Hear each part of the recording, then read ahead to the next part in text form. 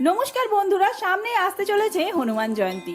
বল, বুদ্ধি ও শৌর্যের প্রতীক বজরংবলী শুক্লপক্ষের পূর্ণিমায় জন্মগ্রহণ করেন। ধর্মীয় ধারণা অনুযায়ী বজরংবলী এখনো জীবিত রয়েছেন।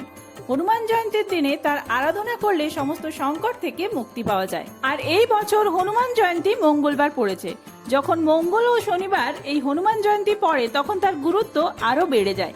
তো চলুন বন্ধুরা, আজকের ভিডিওতে আমরা জেনে নেব 2024 সালে হনুমান জয়ন্তী কবে পড়েছে, পুজোর শুভ সময় কি রয়েছে, বাড়িতে আপনারা কিভাবে হনুমান জয়ন্তীর পুজো করবেন, হনুমানজির আশীর্বাদ পেতে কি কি ভোগ নিবেদন করবেন, সমস্তটাই আমরা আজকের ভিডিওতে জেনে নেব। তার আগে যারা হনুমানজির ভক্ত রয়েছেন তারা কমেন্ট বক্সে লিখুন জয় বজরংবলী।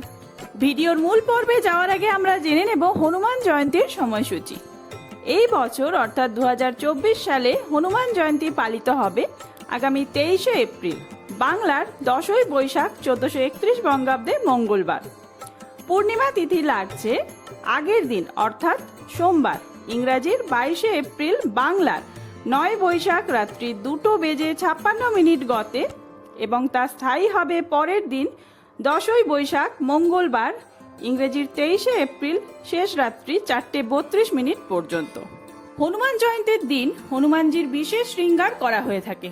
সুন্দরাকাণ্ড পড়া হয়, ভজন, ব্রত, দান, পাঠ ও কীর্তন করা হয়ে থাকে। 23শে এপ্রিল সকালে আপনারা পুজো করার হলে করতে পারেন। এই দিন শুভ সময় থাকছে মঙ্গলবার সকাল 9:03 থেকে দুপুর 1:58 পর্যন্ত। আর এই মঙ্গলবার দিন 23শে এপ্রিল রাত্রিতেও পুজোর শুভ সময় রয়েছে 8:14 থেকে 9:35 পর্যন্ত। এবার জেনে নেওয়া যাক হনুমান জয়ন্তীর পুজোর নিয়ম। হনুমান জয়ন্তীর দিন সকালে সূর্য ওঠার আগে উঠে স্নান করে নিতে হবে। হনুমানজির সামনে ব্রত করার সংকল্প নিন। এই দিন হলুদ বা লাল রঙের পোশাক পরা খুবই শুভ।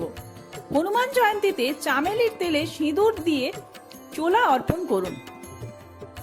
চামেলির তেলে প্রদীপ জ্বালান ও গোলাপের মালা পরান হনুমানজিকে। বজরংবলীকে পানের পাতা নিবেদন করুন। গুড়, যারা হনুমানজির ব্রত করবেন তারা এই হনুমান জয়ন্তীর দিন যদি 41 বার হনুমান চল্লিশা পাঠ করতে পারেন তাহলে খুবই ভালো ফল পাবেন, আর তা না হলে 21 বার অথবা 11 বার পাঠ করলেও হবে। তবে হনুমান চল্লিশা পাঠ করার আগে প্রভু শ্রী রামচন্দ্র এবং তারপরে হনুমানজির মাতা দেবী অঞ্জনার নাম স্মরণ করে তবেই হনুমান চল্লিশা পাঠ করবেন। প্রথমেই বলতে হবে জয় শ্রী রামচন্দ্রের জয়, জয় দেবী অঞ্জনা মাতার জয়। হনুমান জয়ন্তীর দিন যারা উপোস করে পুজো করতে পারবেন না তারা সাবু, ফল, মিষ্টি এই সমস্ত খেয়ে আপনারা উপবাস রাখতে পারেন এবং এই সমস্ত খেয়ে পুজো পাঠ করা যাবে। চলুন জেনে নেওয়া যাক কোন কোন ভোগে সব থেকে বেশি তুষ্ট হন হনুমানজি। মতিচুরের লাড্ডু। বজরংবলীর এই লাড্ডু অত্যধিক প্রিয়। ঘিয়ের তৈরি মতিচুরের লাড্ডু ভোগ নিবেদন করলে সমস্ত মনস্কামনা পূর্ণ হয় এবং পরিবারে কখনো আর্থিক অভাব থাকে না। হনুমান জয়ন্তীর দিনে বজরংবলীর পুজো করার পর বোদের ভোগ অর্পণ করতে ভুলবেন না।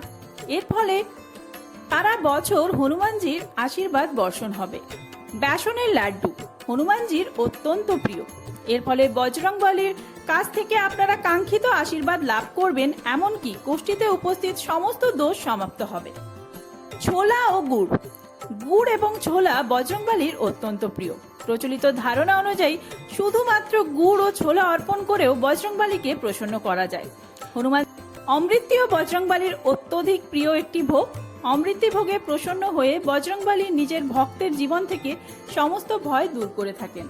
তো বন্ধুরা, আজকের ভিডিওটা এই পর্যন্তই। যারা হনুমানজির ভক্ত রয়েছেন অবশ্যই হনুমান জয়ন্তী পালন করুন। খুব তাড়াতাড়ি নতুন কোনো ভিডিও নিয়ে আসছি। এই ভিডিওটি ভালো লাগলে বন্ধুদের মধ্যে অনেক অনেক বেশি শেয়ার করবেন, লাইক করে দেবেন এবং কমেন্ট করে জানাবেন আপনাদের ভিডিওটি কেমন লাগলো। ধন্যবাদ।